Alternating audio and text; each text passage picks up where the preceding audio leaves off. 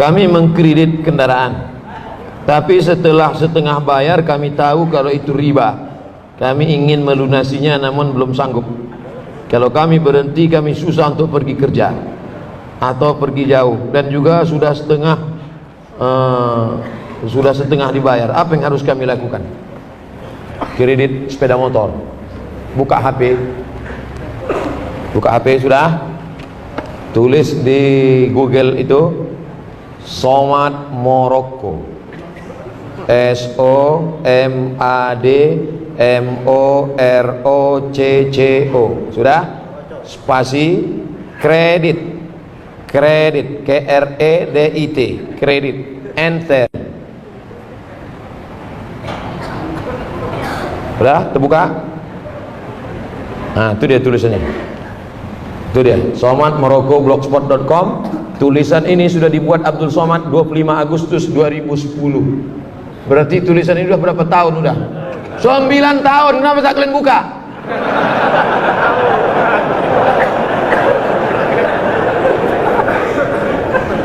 Nih, sudah 9 tahun yang lalu sudah saya tulis.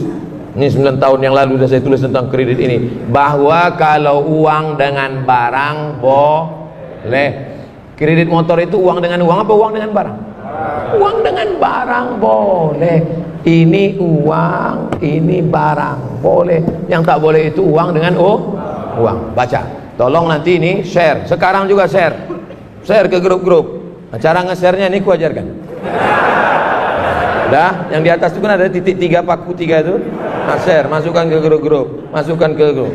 Nah, itulah enaknya kalian ngaji kalau sama ustaz cerdas. Dah, nanti sampai pulang ke rumah di print. Nah, ini bisa di print. Ada di atas tuh print. Nah, print. Tempelkan ke dinding masjid. Nah, cuma hindari jangan sampai bayarnya terlambat, nanti kena denda. Uang dengan barang tidak riba. Uang dengan uang baru riba. Emas dengan emas riba. Uang dengan uang riba Pak Ustaz? Riba. Lalu kita ke Makkah itu bawa rupiah membeli ringgit, bawa rupiah beli dolar, bawa rupiah beli rial. Kenapa tak riba? Yadan biadin, cash. Kalau cash ini 1 juta beli 300 rial, sah karena tidak kredit. Tapi kalau ini aku beli, aku bayar 2-3 hari lagi, tak boleh karena harga berubah. Nah, ini tentang masalah kredit barang. Jelas? Ustaz, ketika tilawatil Quran dan sholawat sering jamaah sautan Allah di akhir bacaan itu, apa hukumnya Pak Ustaz? A'udzubillahi minasyaitonir rajim. Allah, Bismillahirrahmanirrahim. Allah, inna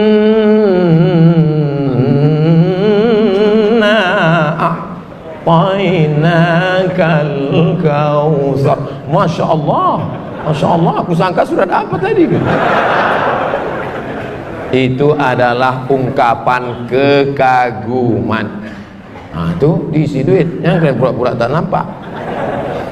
Itu adalah ungkapan kekaguman. Sama kita macam menonton bola, harus menengok Messi main, wow. Harus menengok McLaren, amazing. Kan tak mungkin kita dengar orang baca Quran, A'udzubillahi minasyaitonirrajim, amazing. Sesuaikanlah Allah, Masya Allah, Tabarakallah. Coba tengok kalau Syekh Nu'ainak mengaji, Taib, Taib, Taib. Taib artinya bagus, bagus. Bukan Taib artinya tak pulang-pulang. Itu adalah ekspresi kekaguman. Dalam sholat fardu yang baca amin setelah surat Al-Fatihah, baca amin terlebih dulu imam, baru makmum, atau berbaringan Pak Ustaz? Idza ammanal imamu fa'aminu. Siapa dulu? Idza ammanal imamu fa'aminu. Kalau imam mau mengucapkan amin, baru kau ikut. Ghairil maghdubi alaihim waladdallin.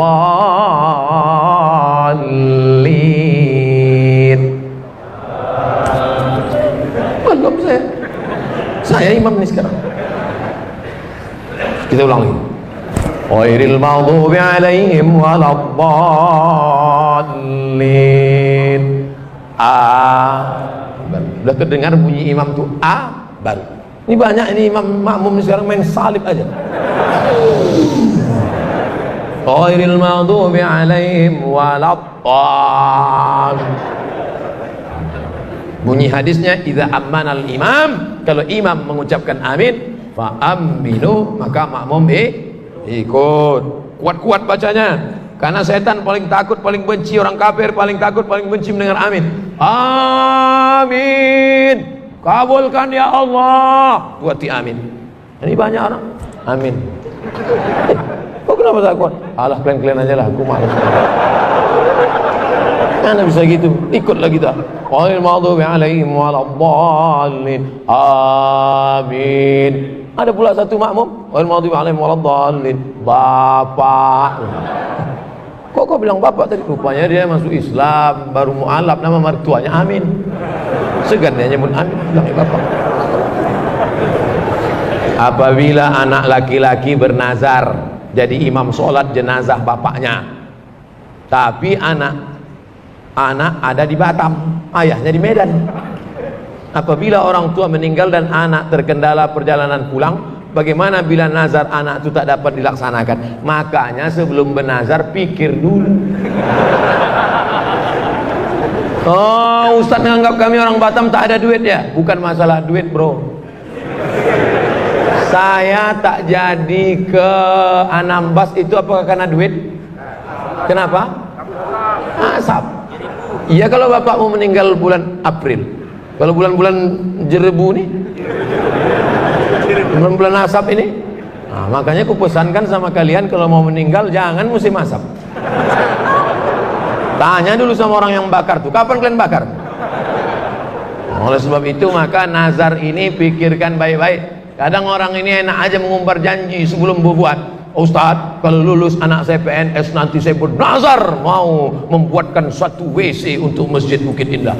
Begitu anaknya lulus, jangankan WC, batu bata pun tak ingat. Nah, bagaimana kalau tidak bisa dilaksanakan? Fakafaratuhu it'amu 'asharati masakin.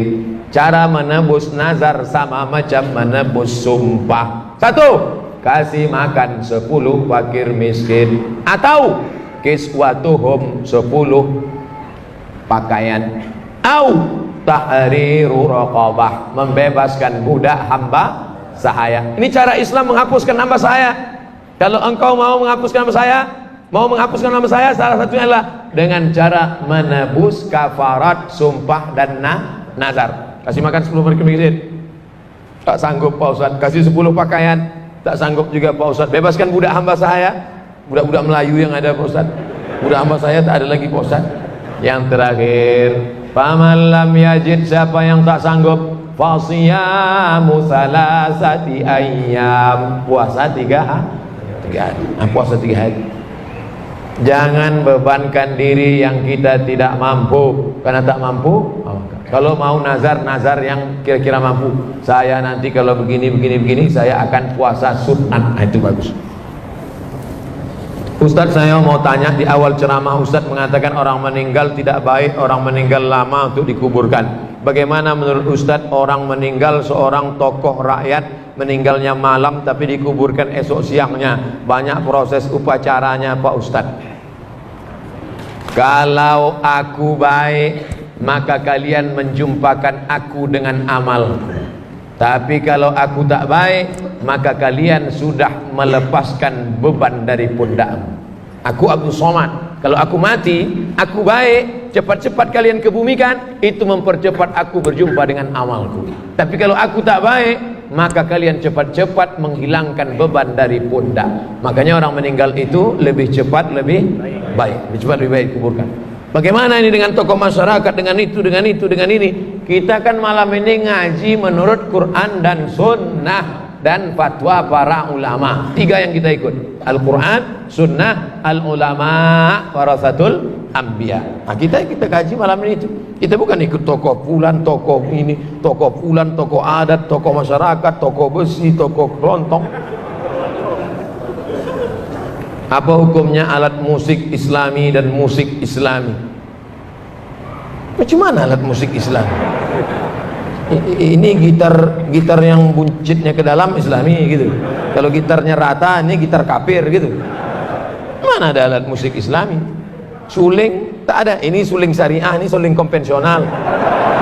Mana ada? Tak ada alat musik islami. Pokoknya al-ghina mithlul kalam. Musik lagu itu macam cakap. Kalau isinya baik, ya baik. Tapi kalau isinya tak baik, maka haram. Isinya baik. Rasul menyuruh kita menyantuni anak yatim. Bagus apa tak bagus? Bagus. Maka baik religi, mengingatkan pada mati. Nah, tapi kalau sudah mengajak pada bunuh diri, ngajak berzina, maka haram. Nauzubillah. Bagaimana cara masuk Universitas Al-Azhar Kairo Mesir, Pak Ustaz?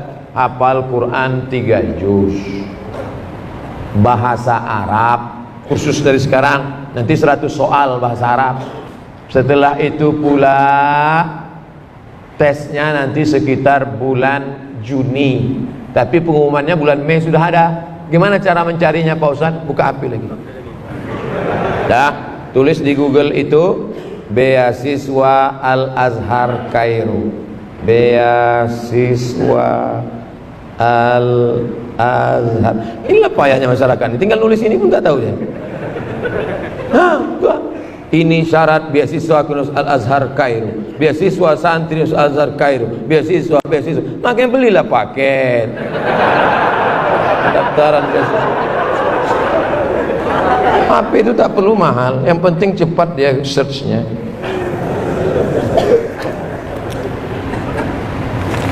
Siapkan Quran 3 juz, bahasa Arab, udah itu ikuti tesnya, mudah-mudahan lulus. 100 ranking 1 sampai ranking 100 ditanggung beasiswa. Yang 101 sampai berikutnya biaya orang tua. Tapi nanti bapak hanya tahun pertama itu aja ngirim duit. Biaya hidup di Mesir murah, $100 itu udah makan enak. $100 di tempat kita 1.400.000, baru uang kosnya aja. Di Mesir $100 udah makan cukup semua. 1 tahun pertama itu aja. Tahun kedua berusaha nanti cari beasiswa, IP-nya bagus. Saya tak tamat pesantren, madrasah aliyah. Tapi belajar selesai, tamat LC, habis itu ke Maroko MA, habis itu pulang, habis itu udah tua pun kuliah lagi. Sekarang saya masih mahasiswa semester 6. Saya seorang bapak, 3 orang anak. Mohon doa buat keberkahan keluarga saya. Nanti di akhir majelis kita sama-sama berdoa. Apakah ada hadis atau ayat Quran yang melarang anak-anak ke masjid sholat? Karena setiap dengar azan, anak saya yang bungsu selalu nangis minta ikut ke masjid. Tapi karena kurang ramahnya petugas masjid, terpaksa saya batasin. Ada enggak anak masjid? Nabi lama sujud sampai makmum di belakang heran, ini wahyu kok turun pas sujud. Setelah Nabi bangkit, barulah sahabat di belakang tahu, rupanya cucunya naik ke atas. Itu menunjukkan bahwa membawa anak kecil boleh, tapi cucu Nabi, tak macam cucu kita. Cucu Nabi itu tengoklah patuh, baik. Cucu awak macam hantu. Makanya ulama membagi anak kecil itu menjadi 3 level. Anak kecil itu menjadi 3 level. Pertama namanya sobi. Apa namanya? Sobi. Di atas sobi itu namanya mumayyiz. Di atas mumayyiz itu namanya amrod. Sobi 5 tahun, 4 tahun ke bawah. Ini tak bisa. Karena dia tak bisa membedakan mana kawan, mana lawan, mana makanan, mana kotoran. Tak bisa. Inilah umur 5 tahun ke bawah ini. Kalau kita gini kan, kita pula diginikannya. Tak bisa. Dari umur 5 mumayyiz, umur 5 sampai agak-agak mau akil balik, 5 ke 10. Ini mumayyiz.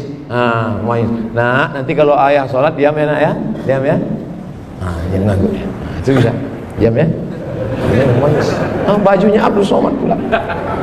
Ini mumayyiz. Yang mumayyiz ini bisa.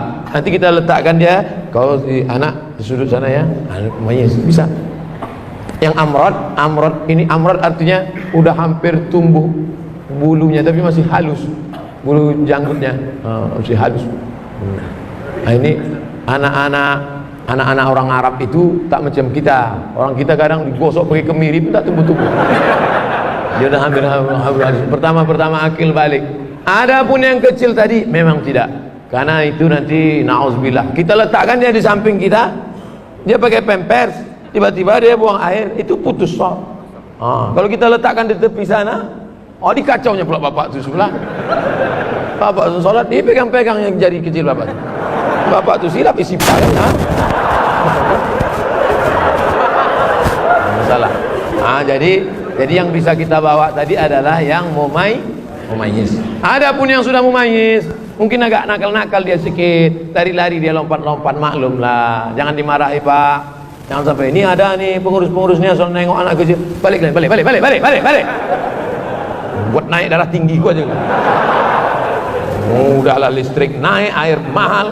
Ayah kalian tak mau nyumbang, anaknya pula libur. Padahal 20 tahun akan datang mereka nilai yang akan memakmurkan masjid. Kalau di masjid masih ada anak lari-lari, di masjid masih ada lompat-lompat, bersyukurlah 20 tahun akan datang masjid ini masih tetap banyak sholat berjamaah. Tapi kalau di masjid itu udah sunyi, tak ada anak-anak, isinya orang-orang tua yang udah diintai-intai malaikat maut aja. Sunyi masjid, waspadalah. Nauzubillah. Jangan bangga dengan masjid yang besar, karena di Cordova, di Alhambra, masjid besar-besar, tapi sekarang tidak ada sholat berjamaah. Jangan bangga dengan masjid yang besar. Masjid besar bangga, tapi isinya kita persiapkan untuk masa depan. Takbir. Pak Ustadz, saya seorang istri. Batasan-batasan bagaimana bersolek yang wajar bagi muslimah. Karena kalau saya bersolek, suami saya selalu tegur, jangan bersolek jahiliyah. Apa maksudnya Pak Ustadz? Misalnya wajah ibu pucat. Kalau silap-silap payah bedakan dia sama kuntilanak. Pucat misalnya habis sakit atau rumah sakit, lalu dipakainya bedak sesuai dengan warna kulit. Merubah yang tak normal jadi normal boleh, tapi yang sudah normal menjadi abnormal, itu bibirnya udah biasa dipakai sampai 2 inci. Bodak putih, muka putih, tangan hitam. Oleh sebab itu maka yang wajar-wajar saja. Engkau cantik bukan karena make upmu, engkau cantik karena bekas wudhu dan tahajudmu. Kecantikan batin, kecantikan yang tidak akan lekang karena lapuk karena hujan dan tak lekang karena apa? Panas. Ibu cantik ya? Iya dong, ini kan bekas wudhu. Jadi kau sangka kami tayamum semua?